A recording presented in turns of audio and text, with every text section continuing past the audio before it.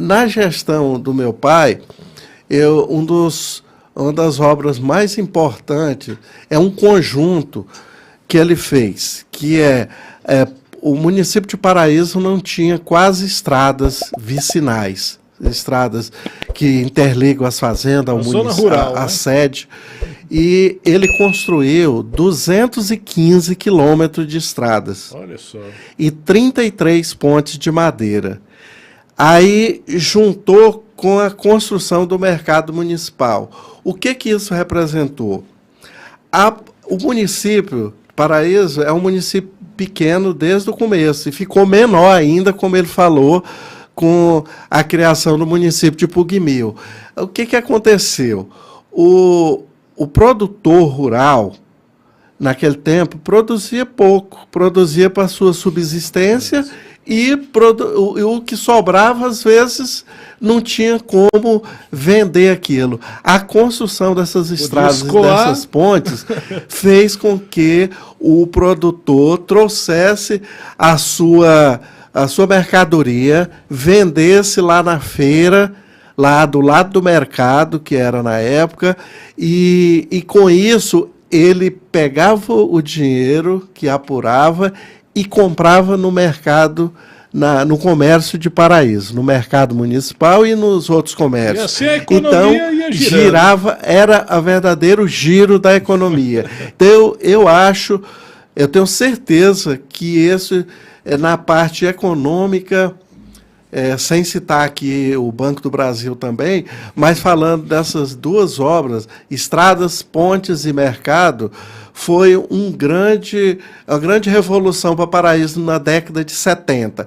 Hoje, os mais jovens podem até achar, mas aquele mercado, daquele jeito, aquele comércio feio, não sei o quê, mas eram outros tempos. Olha aí, né? Eram outros tempos, e na década de 70, aí, né? As pessoas iam muito no mercado. O mercado era um verdadeiro shopping de Paraíso. E era grande essa construção para os padrões, né? Da época, muito né? grande.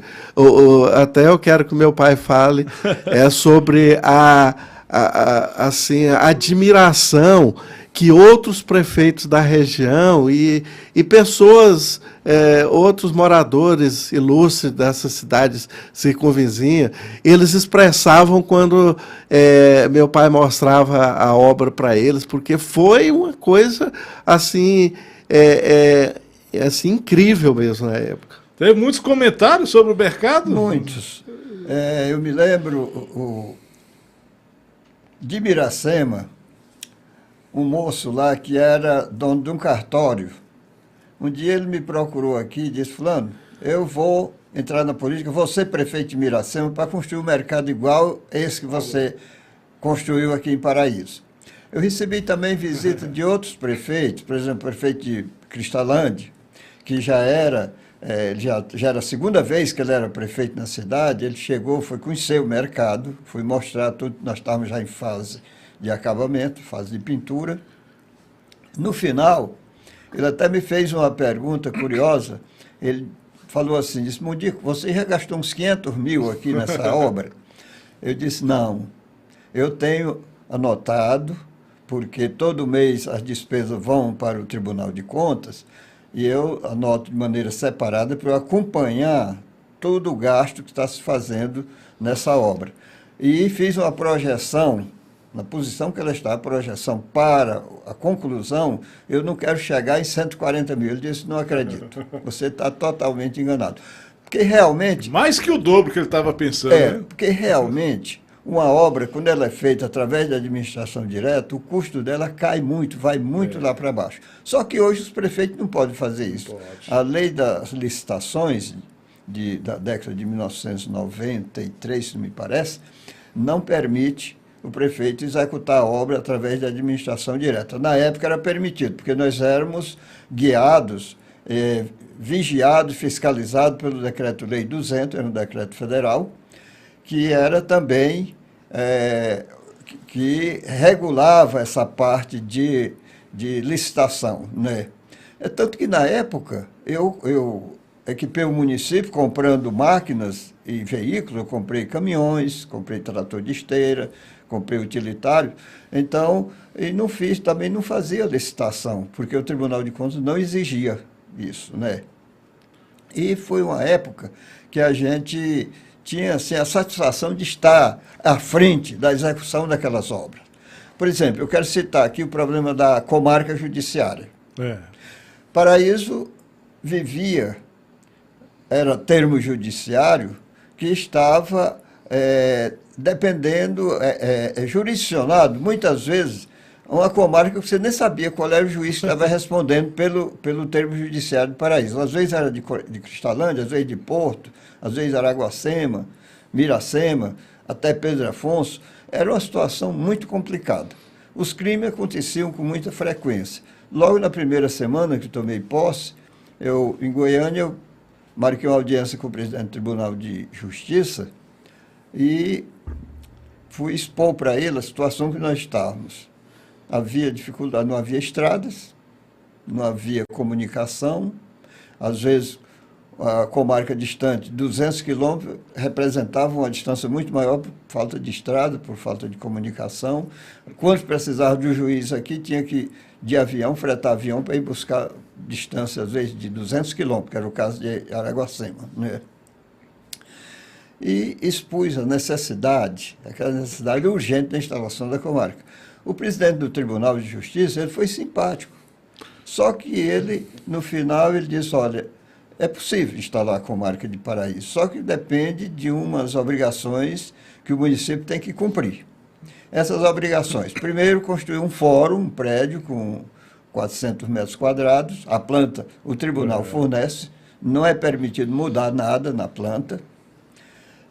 Esse fórum vai ser, a prefeitura tem que mobiliar, entregar ele mobiliado, o tribunal vai dar o tipo dos móveis, a qualidade, o tamanho, tudo de acordo com a exigência do tribunal.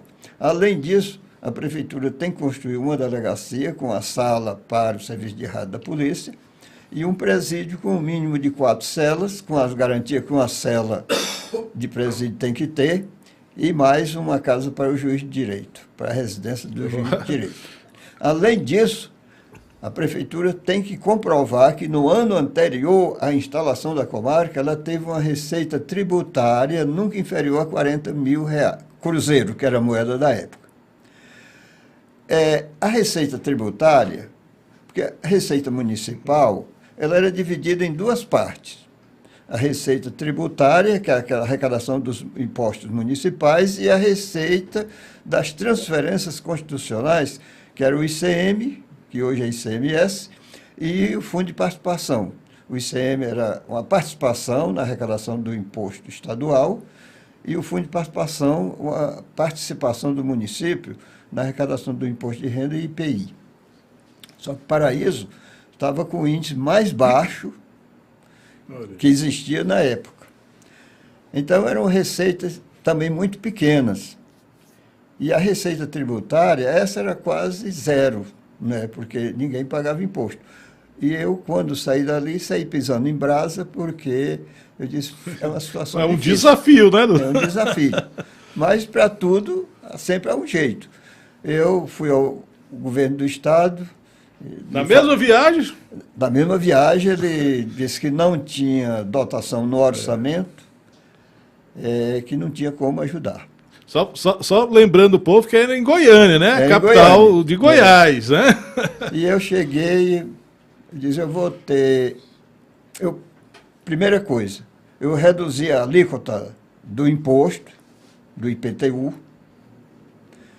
anistiei os devedores até o ano de 1968 e idealizei um cadastro dos imóveis urbanos, ser feito bem rápido, e mostrar para cada morador que o imposto que ele tinha que pagar, nós isentamos até da multa do ano de 69, porque já estávamos no ano de 70, então ele tinha que pagar, por exemplo, se a casa dele valesse 1.000 cruzeiros, ele ia pagar 10 cruzeiros de imposto por ano. Os 2 exercícios ia pagar 20 cruzeiros. Ele tinha medo que o imposto era muito mais alto, as pessoas carentes, idosas ou mães solteiras, viúvas, nós isentamos, passamos a doar, a pessoa ia lá, a prefeitura, a coletoria emitiu os talões e a pessoa assinava um recibo no valor, recebendo como doação, que era um aumento de receita, embora não tivesse recebendo dinheiro, mas contabilmente era uma receita, né?